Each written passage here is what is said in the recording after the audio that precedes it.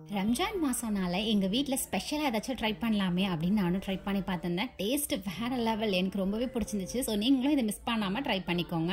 இதுக்கு நான் ஃபர்ஸ்ட் என்ன பண்ணேன்னு பார்த்தீங்கன்னா, ஒரு கப் அளவுக்கு சேமியா ஃபர்ஸ்ட் சேர்த்துக்கிட்டு ஒரு தடவை நல்லா உதுத்து விட்டுக்கிட்டேன். ஏன்னா எப்படி இருந்தாலும் சேமியா எல்லாமே ஒன்றா தானே இருக்குங்க. அதனால எல்லாத்தையும் உதுத்து விட்டுட்டு அப்புறம் கரண்டி வச்சு நல்லா ஃப்ரை பண்ணி எடுத்துட்டேன். ஓவர் ஃப்ரை பண்ணிட வேண்டாம், லைட்டாக மட்டும் வறுத்துக்கிட்டா போதும்.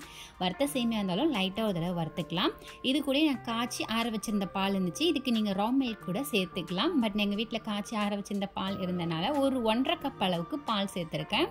பால் சேர்த்ததும் கொஞ்சம் லைட்டாக தான் சூடேறின மாதிரி இருந்தது. கொஞ்சம் நேரம் போல் ஆயிடுச்சு. ஏன்னா பால் ஃப்ரிட்ஜில் வச்சுருந்ததுங்க. நீங்கள் வெளியே வச்சு காய்ச்சி பால் சேர்த்தாலும் பரவாயில்ல, எப்படி இருந்தாலும் பரவாயில்ல. சேமியா ஓவர் குக் பண்ண வேண்டாம். நான் ரொம்பலாம் வேக வைக்கலைங்க. ஏன்னா நம்ம கேஸ்டர்ட் பவுடர் இப்போ சேர்க்க போகிறோம். அதனால் இந்த அளவுக்கு மட்டும் வெந்திருந்தால் போதும்.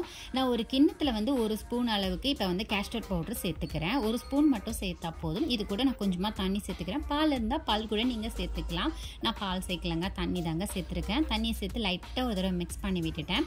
ஸோ இப்போ இதை பாலோட நான் சேர்த்து விட்டுற போகிறேன். இது நம்ம சேர்த்தோன்னா நல்லா திக்காகும், ஃப்ளேவரும் நல்ல சூப்பராக இருக்கும், டேஸ்ட்டும் ரொம்ப நல்லா இருக்குங்க. கலரும் கொஞ்சம் கொஞ்சமாக அப்படியே சேஞ்ச் ஆகிட்டு வருது.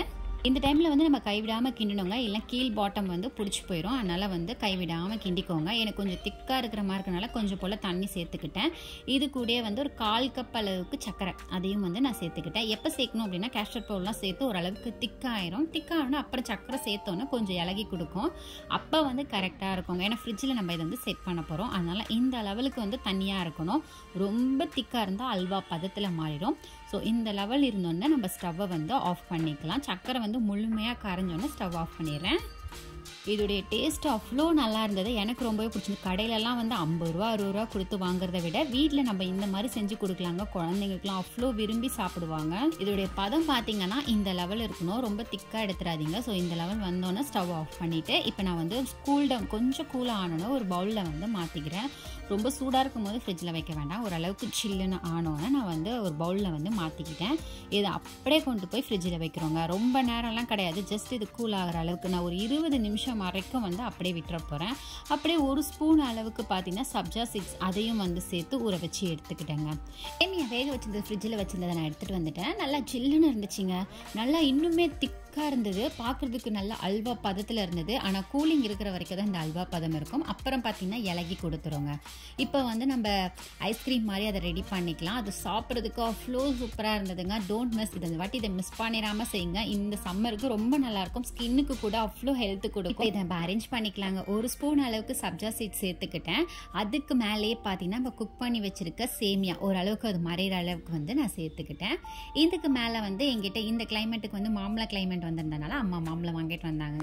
ஸோ அதையும் குட்டி குட்டியாக கட் பண்ணி சேர்த்துக்கிட்டு அது கூட பார்த்தீங்கன்னா ஸ்ட்ராபெரிஸும் குட்டி குட்டி பீட்ஸா கட் பண்ணி சேர்த்துக்கிட்டேன்.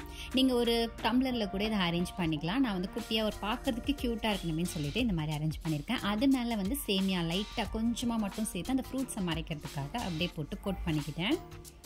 ஸோ இதெல்லாம் நல்லா ஈவனாக பரப்பி விட்டுக்கிட்டேங்க. இதுக்கு மேலே பார்த்தீங்கன்னா ஐஸ்கிரீம் நான் வீட்டிலே ரெடி பண்ணது அமுல் மிக்ஸில் ஐஸ்கிரீம் பண்ணியிருந்தேன். ஸோ அதை மேலே வச்சுக்க போகிறேன். உங்களுக்கு ஐஸ்கிரீம் வீடியோ வேணும்னா கமெண்ட்டில் சொல்லுங்கள். இந்த சம்மரை செம்மையை நம்ம என்ஜாய் பண்ண போகிறோம்.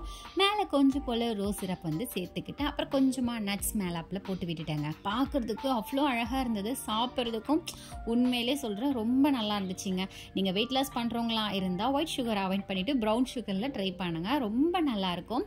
நீங்கள் குழந்தைங்களுக்கு இந்த கிளைமேட்டுக்கு இப்படி செஞ்சு கொடுத்து அசத்துங்க. அதுவும் ரம்ஜான் ஸ்பெஷலாக ரொம்ப நல்லாயிருக்கும், பசி எடுக்காது. ஸோ ட்ரை பண்ணி பாருங்கள். சப்ஸ்கிரைப். நெக்ஸ்ட் வீடியோவில் பார்க்கலாம்.